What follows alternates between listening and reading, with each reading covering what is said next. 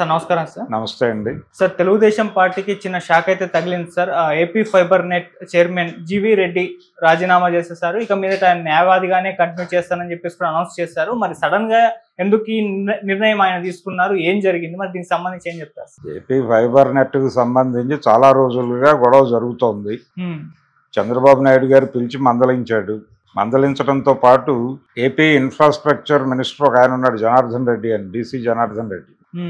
అతన్ని దీని వ్యవహారాలు ఏంటో చూడమని ఆ మధ్య పురమాయించాడు. ఆయన వీళ్ళందరినీ కూర్చోబెట్టి మాట్లాడటం అవి జరిగినాయి. ఆ సందర్భంగా ఆయన ఒక నివేదిక సమర్పించాడు ముఖ్యమంత్రి గారికి. దాంతో ఇతను కొంత గాయపడ్డాడు. అంటే నేను ఇక్కడ చైర్మన్గా ఉండగా ఇదేమిటి అనేది ఒకటి, తన ప్రమేయం లేకుండానే చాలా నియామకాలు జరిగిపోయినాయి అనేది ఒక ప్రాథమిక ఆరోపణ. అంటే దినేష్ కుమార్ అనే ఎండి ఉన్నాడు అక్కడ. ఆయన వైఎస్ఆర్సీపీ టైంలో నియామకము వారే కొనసాగుతున్నారు, వారి వ్యవహారాలన్నీ అటే నడుస్తున్నాయి అనేది ఒకటి.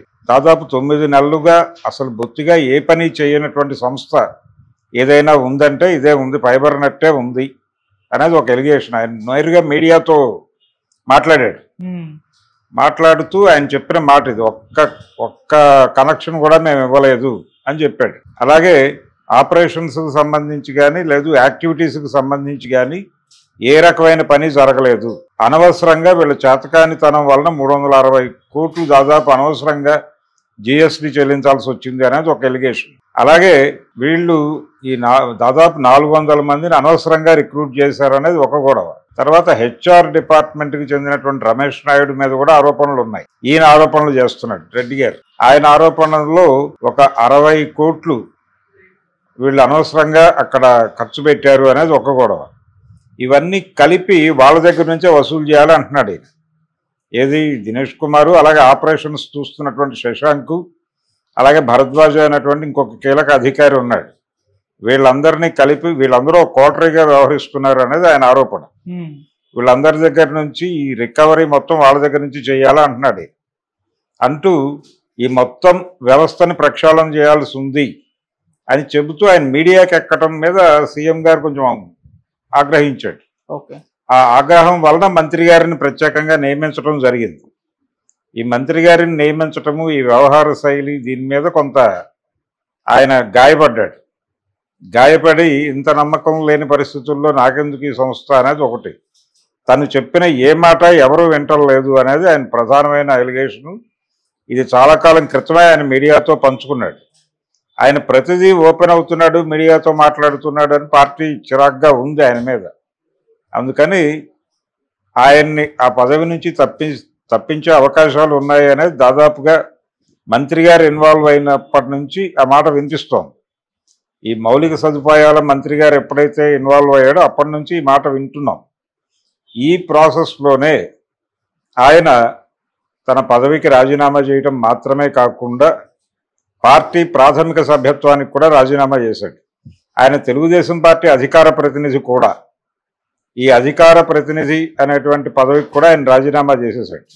ప్రాథమిక సభ్యత్వానికి రాజీనామా చేయటం అంటే టోటల్గా పార్టీకి ఫేర్వెల్ చెప్పినట్టే. అయితే రాజకీయ ఉద్దేశాలు ఏవీ లేవు అని చెప్పి ఆ లెటర్లో చెప్తున్నాడు ఆయన. నేను ఈ సంస్థ నిర్వహణకు సంబంధించి ఒక కార్యాచరణ రూపొందించుకుని ఎంటర్ అయ్యాను. తీరా ఇక్కడికి వచ్చిన తర్వాత పనిచేసేటువంటి పరిస్థితులు లేకపోగా తన గురించి లేనిపోని అపవాదులు ప్రచారం అవుతున్నాయి. ఇది తనని గాయపరిచినట్టుగా ఆయన మాట్లాడుతున్నాడు. మాట్లాడుతూ వద్దింక నేను క్విట్ అయిపోతాను దీని నుంచి, నేనేదో నా వృత్తి నేను చేసుకుంటాను, న్యాయవాద వృత్తిలో కొనసాగుతాను, నాకు అసలు రాజకీయాల పట్ల చిరాకు వచ్చేసింది, నేను పొలిటికల్ ఏరియాలోనే ఉండట్లేదు, ఏదో పార్టీలో చేరటం కోసం నేను రాజీనామా చేయట్లేదు అనేది స్పష్టం చేశాడు ఆయన. అయితే ఇక్కడ ఈయన రాజీనామా వార్తని కానీ, అంటే రాజీనామా వార్తని మాత్రమే తెలుగుదేశం మీడియా ప్రచారం చేస్తోంది. వ్యక్తిగత కారణాలతో రాజీనామా చేశారు అని మాత్రమే మాట్లాడుతున్నారు. కానీ ఈ దినేష్ కుమార్తో ఆయనకున్నటువంటి గొడవలు కావచ్చు, శశాంక్తో ఆయనకున్న గొడవలు కావచ్చు, రమేష్ నాయుడుతో ఆయనకున్నటువంటి గొడవలు కావచ్చు, అలాగే ఈ మౌలిక సదుపాయాల మంత్రి గారితో ఆయనకు జరిగినటువంటి పరాభవం గురించి కానీ ఎవరు మాట్లాడలేదు.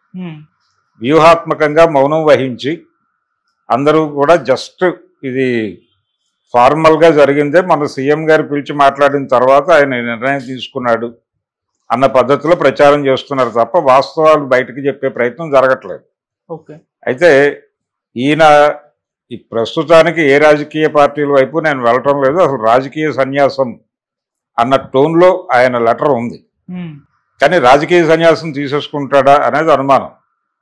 నెమ్మదిగా ఈయన తన దిశని తాడేపల్లి ప్యాలెస్ వైపు సెట్ చేసుకున్నాడు, లొకేషన్ అక్కడ సెట్ చేసుకున్నాడు అనే మాట కూడా ఒకటి తెలుగుదేశానికి దగ్గరగా ఉండేటువంటి సోషల్ మీడియా సర్కిల్స్ ఆల్రెడీ మొదలుపెట్టాయి, ప్రచారం మొదలుపెట్టాయి. మరి అందులో ఎంత వాస్తవం ఉందనేది చూడాలి.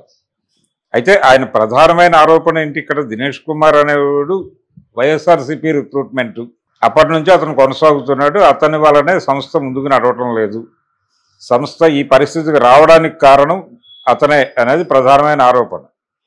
అతన్ని అలాగే ఆపరేషన్స్ వ్యవహారాలు చూస్తున్నటువంటి శశాంక్ మీద ప్రధానమైనటువంటి ఆరోపణలు, హెచ్ఆర్ డిపార్ట్మెంట్ మీద కూడా ప్రధానమైన ఆరోపణలు చేస్తున్నాడు ఆయన. ఈ నష్టాలన్నీ వాళ్ళ దగ్గర నుంచి రికవరీ చేస్తారా చేయరా అని డిమాండ్ చేస్తున్నాడు. ఇది ఇక్కడితో వదిలిపెడతాడు అని అనుకోవటం కష్టం. ఆయన తన్ని తాను ప్రొటెక్ట్ చేసుకోవడం కోసం ఇప్పుడు బయటకు వెళ్ళిపోయిన తర్వాత ఆయన మీద నియంత్రణ ఉండదు. ఇప్పుడు ఆయన మంత్రి గారిని పంపించి కంట్రోల్ చేసే ప్రయత్నం చేశాడు సీఎం గారు. ఇప్పుడు ఆ కంట్రోలింగ్ వ్యవస్థలు ఏవి పనిచేయవు కాబట్టి రేపు బయటకు వెళ్ళిన తర్వాత తిరిగి మరో ప్రెస్ మీట్ పెట్టి ఆయన క్లియర్గా ఏం జరుగుతోంది లోపల అనేది మాట్లాడే అవకాశం కూడా ఉంది. అలాగే తన గురించి పార్టీ వర్గాలు చేసినటువంటి వ్యాఖ్యల మీద కూడా ఆయన రియాక్ట్ అయ్యి మాట్లాడే ఛాన్స్ ఉంది. దీన్ని వైఎస్ఆర్సీపీ అందిపుచ్చుకుని ముందుకు నడిపించే అవకాశం కూడా ఉంది. అంటే ఇతను వైఎస్ఆర్సీపీ మీద కూడా కొన్ని కామెంట్స్ చేశాడు. ఆ చేసిన దానికి వాళ్ళు ఎలా రియాక్ట్ అవుతారన్న దానికంటే కూడా ఇతను రిజైన్ చేయటం అనేది పెద్ద న్యూస్. దాన్ని డెఫినెట్గా దాని మూలాలు ఏమిటి, ఎక్కడెక్కడ ఉన్నాయి, ఎవరెవరు ఏమేం చేశారు, ఈ నియామకాలకు సంబంధించి ఆయన 400 దాటి అన్వాంటెడ్ పీపుల్ని రిక్రూట్ చేశారు అనేది ఎలిగేషన్ ఒకటి ఉంది. దీని మీద ఎక్కువ ఫోకస్ పెట్టి ఎవరెవరిని అక్కడ అకామిడేట్ చేసే ప్రయత్నం చేశారు అనే దగ్గర నుంచి మొదలుపెట్టి రెండోది ఇంకో మాట అన్నాడు ఆయన, కీలకమైన స్టేట్మెంట్. కొద్దో గొప్ప దీని ఆపరేషన్స్ వైఎస్ఆర్సీపీ టైంలోనే బెటర్గా ఉన్నాయనే మాట కూడా వాడాడు.